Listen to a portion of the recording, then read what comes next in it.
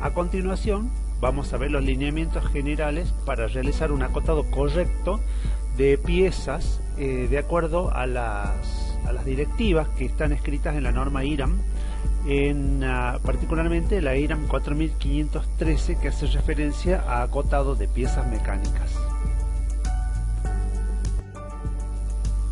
¿A qué llamamos entonces? ¿A qué vamos a llamar acotación? A este proceso que consiste en anotar mediante símbolos, cifras, líneas, fíjense acá en el ejemplo, sobre un plano de un objeto ya representado, las medidas del mismo. Esto lo vamos a hacer no de una manera arbitraria, sino siguiendo una serie de reglas, de convenciones que van a hacer que estos sean de una lectura clara, ¿sí?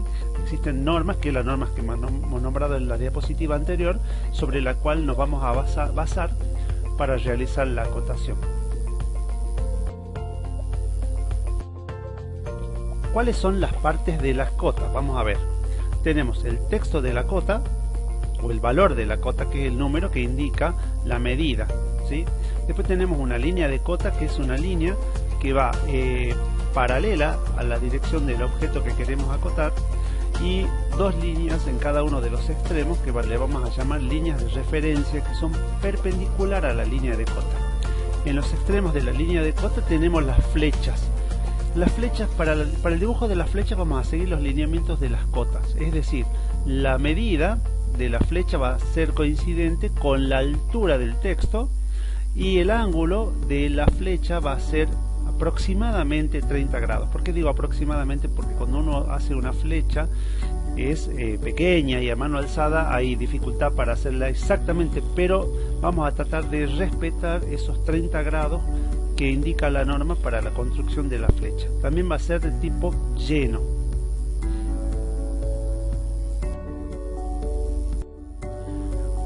¿Cuál va a ser la posición de la cota en relación al objeto? Como lineamiento general podemos decir que la primera cota la podemos poner a 8 milímetros, o también podemos decir que aproximadamente 3 veces la altura del texto, y la flecha siguiente, la que sigue a continuación de la primera, más o menos podemos decir que puede estar a 5 milímetros, o si eso resulta dificultoso, podemos decir que aproximadamente 2 veces la altura del texto. Estos dos parámetros nos pueden dar un lineamiento general para tener una ubicación de una cota prolija y ordenada.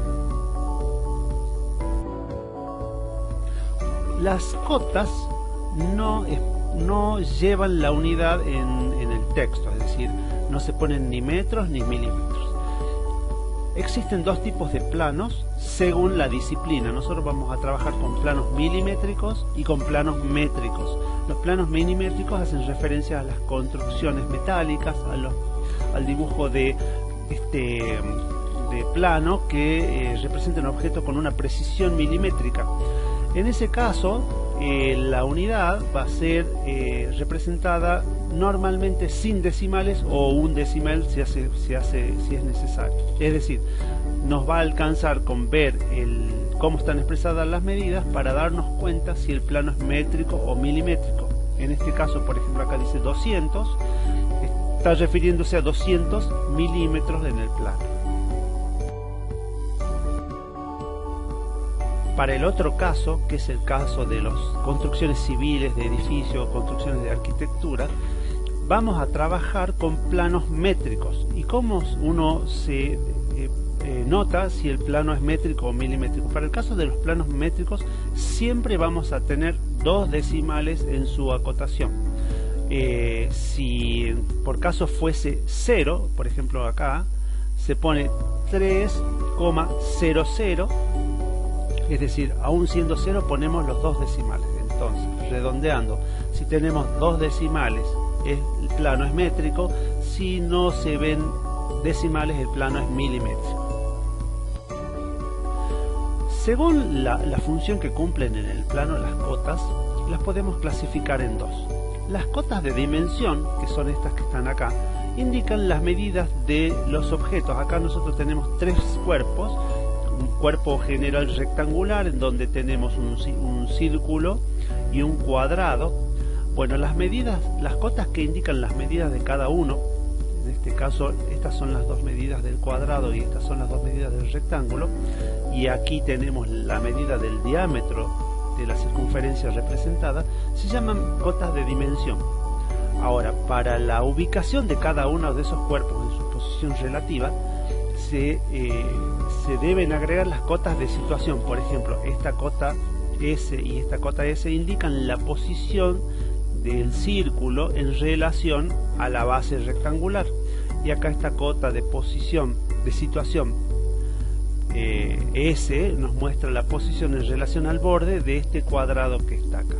Si sumamos a todas, vamos a tener el acotado completo del cuerpo, es decir, cotas de dimensión que muestran las medidas de cada una de las partes, y las cotas de situación que muestran la posición de cada una de las partes del objeto en relación a las otras partes del mismo. Los textos, según indica la norma, lo vamos a ubicar en una posición arriba de la línea de cota y a la izquierda de la línea de cota, independiente si la cota se ubica a la izquierda o a la derecha de la pieza acotada, es decir, siempre a la izquierda y siempre arriba.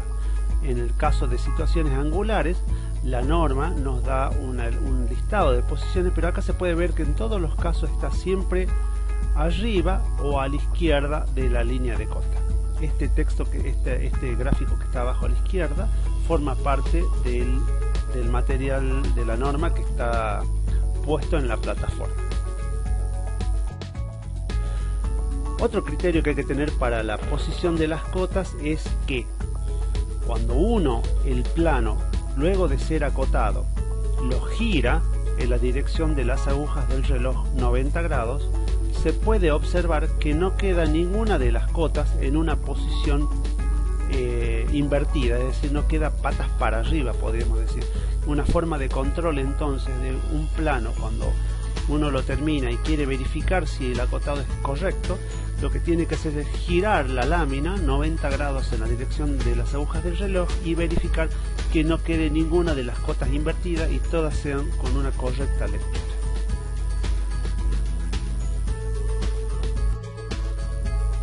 Vamos a ver ahora los tipos de acotación.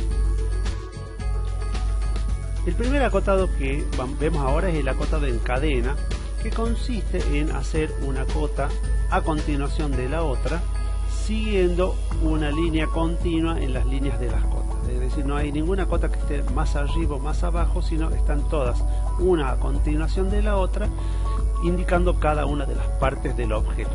Esto es lo que se llama cota en cadena.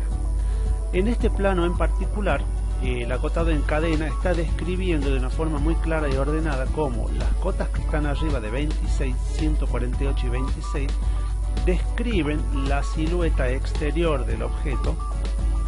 En cambio, las cotas que están abajo de 13, 30, 40 describen las particularidades interior del cuerpo. Entonces este criterio ordenador es muy importante al momento de acotar.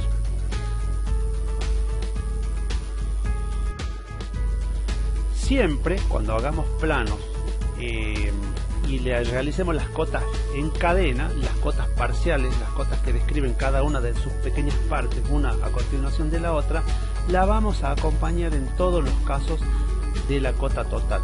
Esto va a permitir que quien lee el plano, quien tenga que ejecutar la pieza o la construcción, no tenga que estar resolviendo y teniendo la posibilidad de cometer errores. Es decir, yo ninguna cota la voy a suponer es conocida a partir de una suma o de una resta de cotas parciales. Es decir, siempre vamos a tener todas las cotas parciales en cadena y la vamos a acompañar de una cota total inmediatamente seguida hacia afuera de la pieza. Otro tipo de acotado que tenemos es el acotado en paralelo. Este acotado se realiza a partir de una línea base, es decir, el proyectista define una línea a partir del cual va a tomar las medidas, la marca, y a partir de allí se pone de menor a mayor, alejándose de la pieza cada una de las medidas. Es decir, cada una de estas medidas refiere el punto que se quiere acotar a la línea base, tanto en horizontal como en vertical.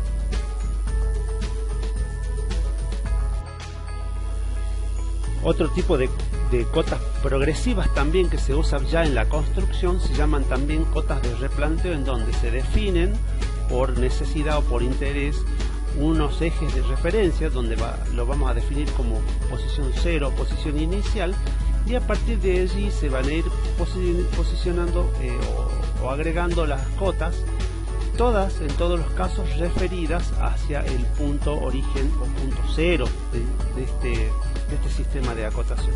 Esto lo que va a hacer es evitar errores acumulativos que puedan ocurrirse si hicieran cotas en cadena.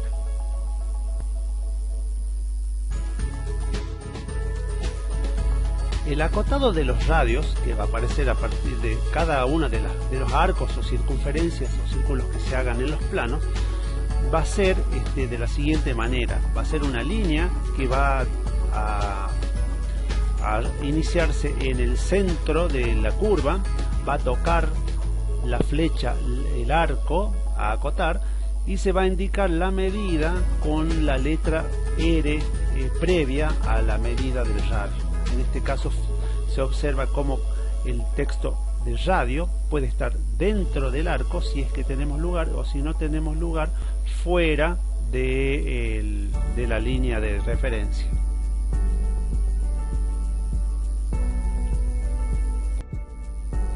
Para el caso de los diámetros y de los ángulos, el acotado es de la siguiente forma. Para los diámetros se ponen las dos flechas que tocan cada uno de los extremos de la circunferencia. Esta línea atraviesa el centro de la figura y la medida o la dimensión siempre va a preceder con la letra griega phi, que indica diámetro. En el caso que las flechas o el texto no tengamos lugar para ponerlo dentro de la circunferencia, se puede hacer una línea que pase por el centro, pero las flechas se colocarán fuera de la circunferencia, como así también la medida con el símbolo de la letra phi.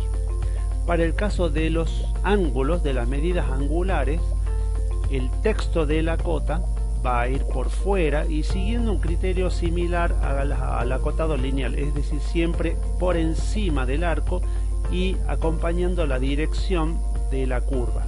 Es decir, que el texto no va a estar horizontal, sino que va a ir acompañando la dirección de la curva que describe el ángulo a acotar.